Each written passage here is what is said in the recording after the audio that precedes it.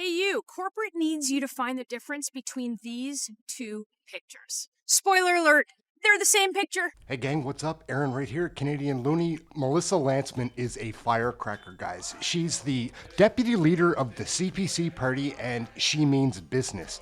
These liberals, it's the same old batch. We're gonna watch her here in the House of Commons and then we're gonna watch a couple of other videos with Melissa Lantsman. She is one to watch. Let's take a peek. Over the last 10 years, you see the same ministers. There's like 13 of the same ministers in the front bench. It feels a bit deja vu. Yeah. Saying the exact same things, except for some of the new things that they're saying, which they borrowed from the Conservative platform, which I invite them to borrow more and go all the way. You know, not these half measures that you're seeing with a GST cut that doesn't go far enough and only includes first-time home buyers, or a tax cut that is about half of the one that we promise, which isn't going to stand up when you have a $5,000 mortgage to pay. I say, if you're going to take our ideas, go all the way with them. But which brings me to the speech from the throne, which is an exact regurgitation of what you heard on a campaign, except for without detail. There's no detail. There's no meat on the bones of any of this. It's a lot of grand, lofty statements about what's going to happen and what we are going to do. I mean, this is coming from a prime minister who said a plan is better than no plan, and he was the man with a plan, and we don't see that right now. And I suspect that we're not going to see that because this government and the 13 ministers that were still there, with some of the new ones that now fill that second row, that's what they do. It's a government of lofty statements, and it's the exact reason that when you knock on doors, affordability, crime, immigration was the number one thing that people talked about in so many different regions. An immigration system which had a consensus in this country for a generation. But let me talk about what the throne speech didn't say, because I would be remiss to say it. I would be remiss if I didn't say it. I come from a community where people in the community are terrified of living in this country. It's not that they feel scared. They are actually in danger. Yes. This government has been absolutely silent on Jews in this country, the ones that were shot at, harassed, businesses being firebombed. Like, we've seen it.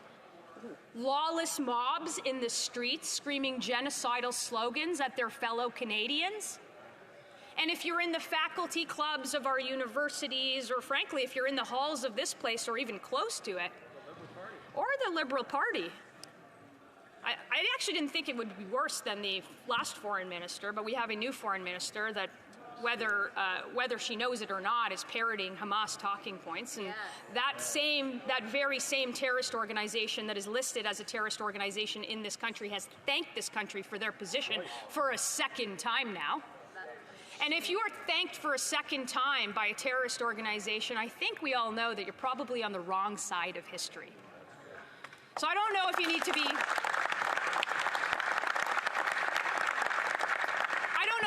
thanked for a third time to actually get it, but we've gone from free Palestine to full-blown extremism in this country, just as long as it targets Jews who look a bit too complicit for comfort.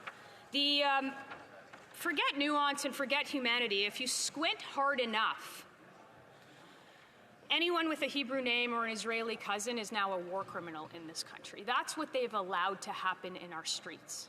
And I would have liked to see something in the throne speech. And I know that there are many constituents in many different ridings, and maybe they don't make up the majority of the constituents in those ridings. But if anybody is scared to live in this country, to walk the streets, to wear a yarmulke, to wear a Star of David, to put a mezuzah on the door, if anybody is scared to walk into a synagogue, if anybody is scared to walk into a church because there is official Ottawa who said the church burnings are understandable and say nothing about the Hindu temples that are desecrated in this country, this is not a country. I hope the Prime Minister is successful, because we can't go on like this. It would seem to me that these are the same liberals, very similar. Hey you, corporate needs you to find the difference between these two pictures. Spoiler alert, they're the same picture. So Mark Carney might be our new prime minister, but his new cabinet shows us that he's just like the last guy. 13 of Trudeau's senior ministers survived and now Carney's senior ministers. So take Sean Fraser, Trudeau's old immigration minister who lost track of the people that he let in. He broke a 100-year consensus that this country had on immigration. Then he moved to the housing portfolio, where he made sure that home ownership was out of reach for any young Canadians, immigrants, or working people who aspired to it. He didn't want to run for re-election, telling us that he wanted to spend more time with his family. And I can tell you, more than anything else, I want to spend more time with my kids, and I hope my kids are going to want to spend more time with me. Until the Liberals gained points in the polls, and now Mark Carney made him the Justice Minister. His old motto as immigration minister was everyone gets in. And now as justice minister, it'll be everyone gets out. He's already recommitted to keeping the same Trudeau-era catch and release laws and bragged on camera about wanting to do it all while working from home. So you need more proof? Have a look at Anita Anand, who held a host of roles under Justin Trudeau and is now Mark Carney's foreign affairs minister. She just claimed that Israel was using food as, quote, a weapon in Gaza. Not allow the continued use of food as a political tool. The Prime Minister has been very clear. More divide and conquer from the team who brought you riots in the streets, fire bombings into synagogues, and shootings into schools.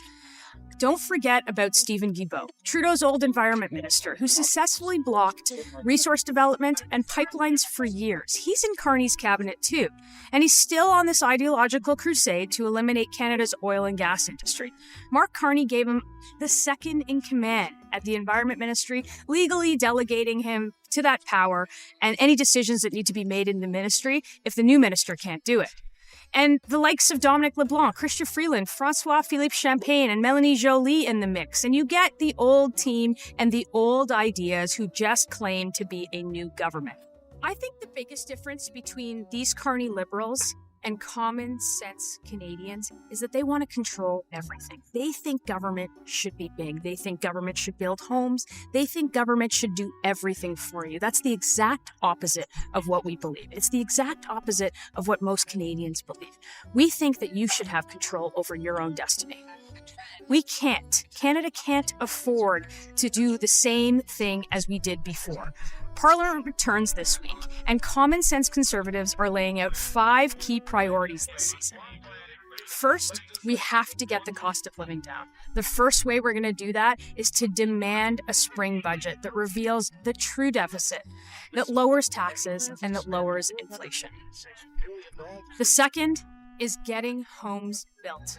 We've already seen that this government has absolutely no intention of lowering home prices, and the word home ownership didn't even appear in their housing plan. The third priority is economic independence by unleashing our businesses and our resources here in Canada. Fourth, we're going to bring safety to our streets by locking up dangerous offenders and securing our borders. And finally, we're gonna get immigration under control after a decade of liberal incompetence. You know we have to do it, they know we have to do it. These are going to be our priorities for the coming session. And it's a big part of the election campaign that had millions of Canadians support us and support them.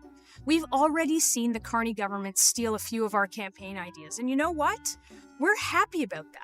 Steal as many ideas as you want for the good of this country. But if they go off the same liberal crusade like we've seen for the last decade, you can bet we're going to be right there to hold these people to account and keep their feet to the fire, because that's our job here. And if you can't deliver, then Conservatives will stand ready as the government in waiting to take over and implement our agenda for real change. The stakes are too high to let this team get away scot-free. And I hope that you'll help us keep them accountable. Oh, yeah. Yeah, so now we're going to check out Power Play with Vasi Kapelos. She's got Melissa Lantsman right here, and Melissa Lantsman holds her own. She is something else. Vasi Kapelos is better than David Cochrane by a bit. Oh, yeah. Here we go.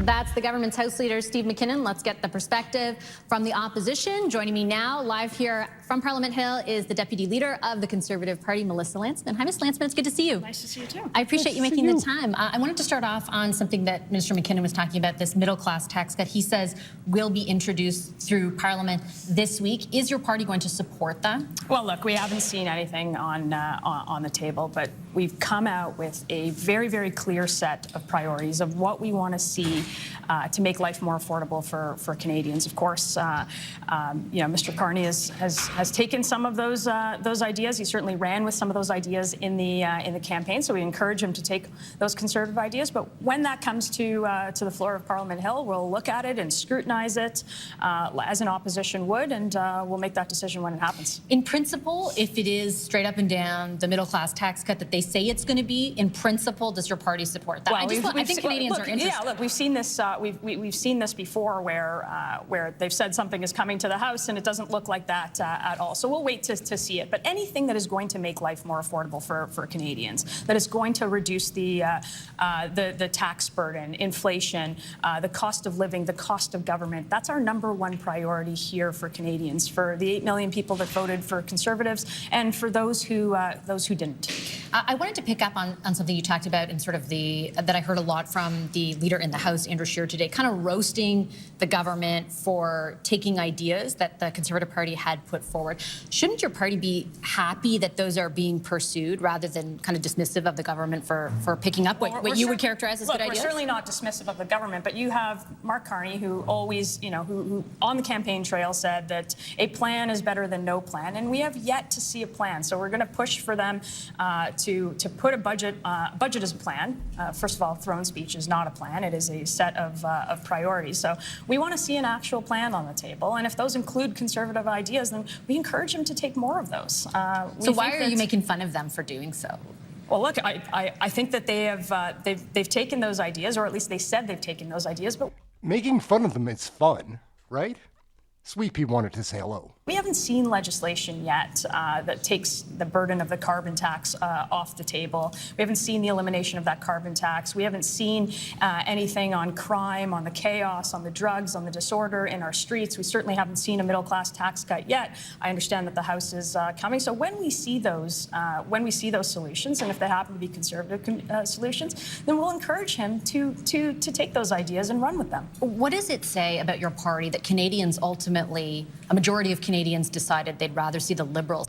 All right, Vassy is quite a bit better than David Cochrane. I've got to admit that. Much easier on the eyes, at least. David Cochrane's a goof. Implement those ideas than your party. Yeah, look, I think we've got a mission ahead of us, and it is 5 clear priorities of reducing the cost of living, of making sure that we build affordable homes in this country, reduce the cost of building and the regulation around it, that we do something on immigration, a system that has been broken by the Liberals, that we address crime, and most importantly, that we grow the economy, that we attract investment in this country. That's what we're going to go back to the House with. That's what we're going to start the session with. That's what we're going to advocate for Canadians. And more than that, we'll show them that there is a government in waiting. We'll restore hope for those who, felt like this in December and certainly still felt like this on Election Day. Those 8 million people that voted for Conservatives. We have a responsibility to them and to instill hope and change. And if it is pushing the Liberals to do that, that's exactly what we're going to be here to do. But with all due respect, my question was about why Canadians ultimately... With all due respect, I love that expression. This election did not think that you were more than a government in waiting. Well, and even what you outlined, the things that you just talked about are very much what we hear from Prime Minister Carney and from the Liberals. And ultimately, there was a difference, right? Yes, a record number of Canadians voted free, but a record number of Canadians voted for the Liberals as well. Like, what kind of introspection has your party done on why that is the case? Yeah, look, I think anytime you win or lose an election, there are things to look at about what you can do better. But, It's because nobody voted for the NDP party. That's it. That's where all the extra votes came from for the Liberals and the Conservatives. the NDP didn't capture any votes. Going into the House and going into the session and going into the year, we're going to advocate for those things on Canadians. And if Mark Carney wants to talk about these things, that's one thing. But we want to see implementation. And I think the judgment of that from Canadians will be if he's able to implement, if he's able to deliver results. And right now we actually see the opposite of that. We've got ministers sort of freelancing about housing prices not having to go down, about not building pipelines, about working from home, and we see the government's first order of business is not to present a budget in a timely way. And so I think Canadians will be the judge of this government, and will continue to be the vigorous opposition and scrutinize the legislation that comes to the House. And look, I do take your points on all that you just pointed about the government. I've asked the ministers the very same questions around accountability on all of that. But you kind of brushed aside my question about your own party's role in the outcome. And I'll put to you, look at all the shadow ministers. Everybody's in basically the same position. Nobody will really talk about, what kind of introspection you're doing or that you even really fell short. Like, what is the consequence of the election outcome for your party? And it's not just that you lost. It's that you lost when 6 months ago you were going to win. Look, I think that, again, every time a party wins or loses, there's introspection that needs to happen. And the details of what that looks like will certainly make that. I think Trump generated a lot of nationalism in Canada, and people just voted Liberal because they don't like Donald Trump. A lot of people don't. I like Donald Trump, but oh man, that clear to you when we decide sort of how to go about it. But I think there's been lots of introspection from from members of this party, from the new MPs that are here, maybe why they won, which kinds of coalitions. We've got to build out to attract more Canadians to the coalition while keeping the ones that we have. And there is, I think, plenty of time to look at what went right and what went wrong. But for now, we're focused on providing hope. For all of those Canadians who did vote for change and who do expect us to scrutinize and oppose this government where appropriate and work for all Canadians where it is appropriate. Is there culpability? Like, does somebody or some role need to pay a consequence for what happened? And I ask specifically about Mr. Poilievre, for example, who lost his own seat, who your party's caucus voted to adopt the Reform Act, leaving open the possibility of a leadership review, or Jenny Byrne, the campaign manager. Do either of them need to suffer the consequences of the significant loss? I think it's very clear. Certainly, Pierre has my full support, and he has the full support of caucus going forward. I think he delivered a new, vibrant coalition, one that is going to take us into the future, one that is going to take us into the future with young people, with those in the trades. In my own region, we 8 out of 10 new MPs from York region. That's a lot to build on, and I think that Mr. Poilievre is the guy to do that. So we're behind him 100%. And in terms of how to go forward in an election, it's about additive, not subtracting for us. If you are also behind him, why would you vote to adopt the Reform Act? Well, I think members in the caucus have always adopted that. They've adopted that with. They didn't with Andrew Scheer in 2019, which the headline out of that was, endorsement of his leadership. Didn't end up going that way. Caucus gives Sassy Vassy itself the tools to act, but I don't think there's been anybody in caucus who's expressed any kind of. Obviously, it's disappointing that we didn't get the result that we wanted, but I think Pierre is the guy to take us into the next election, and I hope that that's sooner rather than later. And what about Jenny Byrne? Should she remain on in the capacity that she has? Yeah, look, I think Jenny is one of the best strategists that this country has seen. I think she's a campaign manager that understands the ground game better than most others. There are lots of things that we can change, and frankly, I'm just going to tell you, I don't think Jenny and Pierre are those things. But we should take a look at what we can do better, how we can add to our coalition, and frankly, we may or may not come back to you. It might be an internal process that we look at in terms of what we can do better in the next go around. But for now, we're going to focus on our priorities in Parliament, making sure that we hold the government to account, a government that's set a very, very tall order for itself, and so far hasn't delivered for Canadians. Okay, I'm going to leave it on that note. I'm out of time. Thank you for your time, Ms. Lantsman. Appreciate it as always.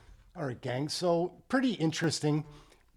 I'm a Melissa Lantsman admirer. I guess I appreciate the way she brings her game to Canadian federal politics. Aaron, Canadian Looney, thank you very much for watching this video. Sweet Pea and I are going to run and go do something else, maybe make another video. Thanks for watching, gang. We'll catch you in the next one. Canadian Looney, like, share, subscribe. All those fun things. Come and join our live shows. We cover all the question periods live right here. See you then. Hi everyone, good morning. What a great day for Canada. Are you passionate about stuff?